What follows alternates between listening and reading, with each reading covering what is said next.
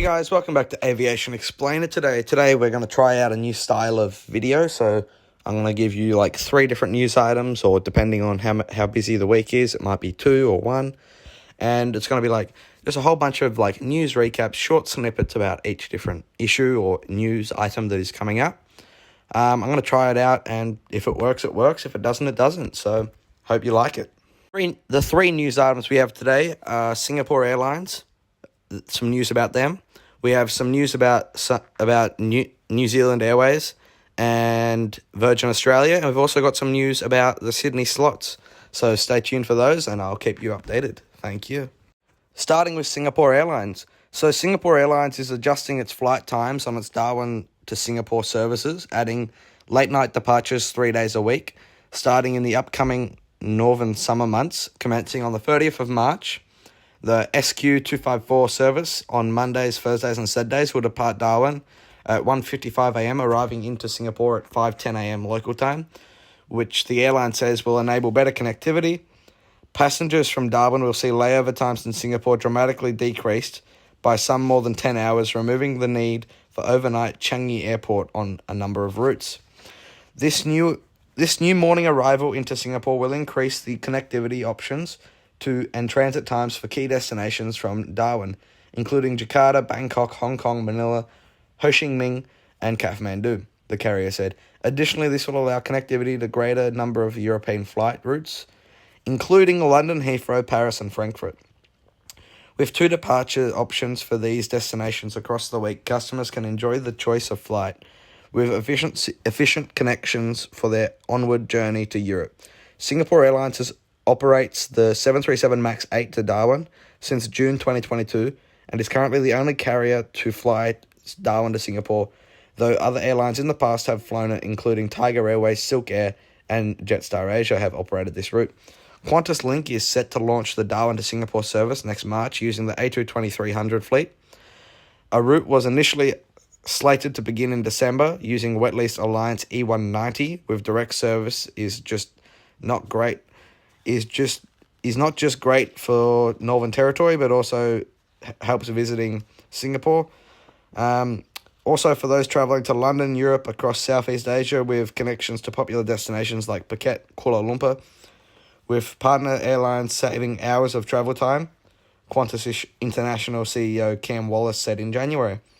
This new route also allows for us to restore a link to the UK, which was established when international borders first reopened after the pandemic, and we temporarily rerouted our London flight via Darwin with the support of the Northern Territory government and Darwin Airport.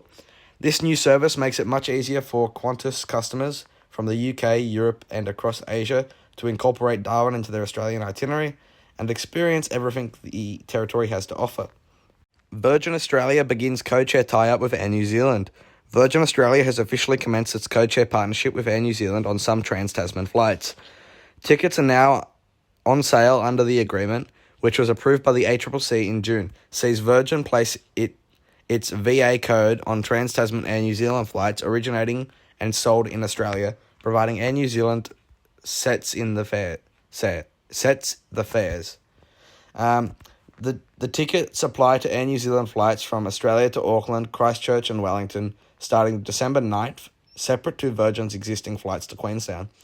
Velocity frequent flyers will also be able to earn points and status credit on Air New Zealand services, with Gold and Platinum status members retaining their entitlements such as extra baggage and lounge access. The connection between Australia and New Zealand has always been deeper than just a stretch of the ocean. The new partnership with Air New Zealand celebrates the enduring bond, said Virgin Australia Chief Strategy and Transformation Officer Alistair Hartley. This codeshare agreement isn't just about flights, it's about creating seamless travel experiences that give Virgin Australia customers more ways to explore, connect, and adventure. We also committed to delivering unprecedented network coverage, loyalty rewards, and travel flexibility, making crossing borders as easy as crossing the street.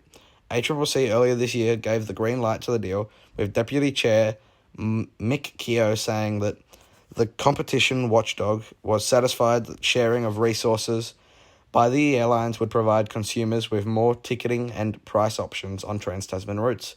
Virgin Australia and Air New Zealand said it'll also be jointly offering discounts and a range of marketing options to businesses eligible for Virgin Australia customer will also have access to Velocity frequent flyer program benefits and international lounge access, he said. The code-sharing agreement does not apply to routes on where Virgin Australia is already competing with Air New Zealand or any routes where it decides to compete in the future. We consider these conditions significantly limit the potential of the code-sharing agreement and lead to anti-competitive behaviour, said Keir. Virgin Australia and Air New Zealand previously had strategic alliance in the mid-2010s, which involved a metal-neutral revenue-sharing joint venture on Trans-Tasman routes, as well as reciprocal frequent flyer benefits.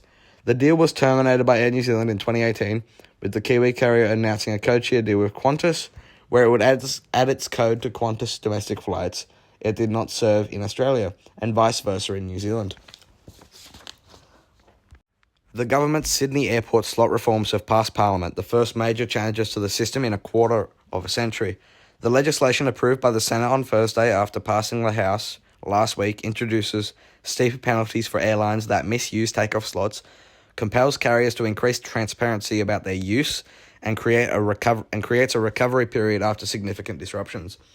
In addition, the current penalties for no slots and off slots movements, airlines will be penalised for failure to use allocated slots and flight operations not in accordance with the slot requirements, applying for slots with no reasonable prospects of use, and failure to return and transfer unused slots. Courts will be empowered to impose penalties of up to $99,000 per offence, as well as penalties for failing to produce and publish information about slot usage and allocation. The legislation comes as an independent audit this week found major airlines are using the slot system at Sydney Airport to their advantage, even as they stay within the rules. This is the next step in the Albanese government comprehensive plan to boost competition and improve the experience of the Australian traveller, including strengthening customer rights, adding more capacity through International Air Services Agreement, and ensuring that fair access for travellers with disabilities, said Federal Transport Minister Catherine King. Our independent slot audit, released this week, identified significant issues with the slot system at Sydney Airport and the way which existing rules benefit incumbent airlines. Our reforms directly address these issues, allowing better access for new entrants and cracking down on airline misbehaving. The Australian Airports Association has welcomed the reform, and CEO Simon Westaway calling the first meaningful reform in 27 years to the rules around how Sydney Airport is run. Sydney Airport operates as a linchpin in Australian aviation network, and this legislation will create a more efficient and transparent system to ultimately benefit passengers, he said.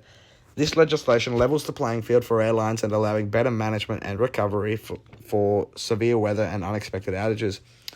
For many regional communities, access to Sydney Airport is a lifeline and connection to family, health, and legal and government services, and is critical to the economy's preparation. We hope the federal government can work quickly and transparently to implement new regulations allowing Sydney Airport to operate as its optimal best by April next year in time for the European summer travel season. The government's next year plans to introduce new Sydney Airport slot management scheme will also see new demand in regulation.